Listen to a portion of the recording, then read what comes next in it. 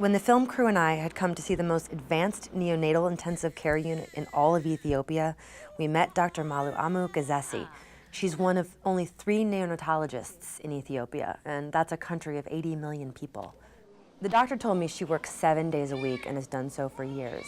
Last year, she saw over 6,000 babies alone. As we walked through the unit, I couldn't help but think of my own son, Alexander. So much of the terminology the doctor rattled off sounded so familiar to me because Alexander had been born premature and in distress. All of the things I heard in the first days of his life, I heard again here. She had a severe infection. At the same time, hyperbilirubinemia, jaundice, bilirubin in the blood. As she was taking us on the tour, the doctor noticed a tiny baby girl. She was just 14 hours old, struggling for breath. She didn't even have a name yet. This is a problem, because hyaline membrane disease. You know hyaline membrane disease? I did know it. It's another name for respiratory distress syndrome, and that's how my doctors described Alexander's condition. I knew that rapid movement of her chest. It was just like his at 14 hours old. It was frantic and desperate. As we stood there, the baby stopped breathing. We filmed as Dr. G calmly performed infant CPR, pushing her tiny chest and forcing oxygen into the baby's lungs.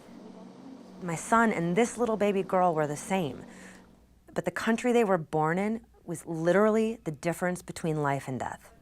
When I asked her the chances of this baby surviving, she held up her hand and she made a 0. The chance would be 0. It's not easy just to lose a life. In spite of everything we are doing. It was easy to save Alexander, easy. But here, Dr. Gazesi is an army of one, and she's got no weapons to fight the massive, and I mean massive, infant mortality rate in Ethiopia. There are drugs which is not available, but you have a knowledge, you know the disease, but you can't even prescribe because it is not available. Alexander recently celebrated his first birthday, and I gotta tell you, every giggle and kiss and word is better than the last. Like most parents, every night I spend just a couple of minutes watching him breathe when he sleeps, his chest moving up and down, slowly and deliberately. I cry, because if it is another country, they will survive. Because of that stupid surfactant, they die.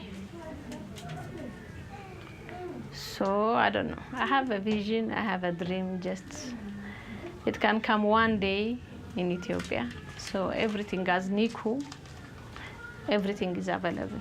And I believe in God, so. I can't help but think of the mother that day that lost her baby, even though I didn't meet her. She's just like me. We both had doctors that did everything they could to save our babies.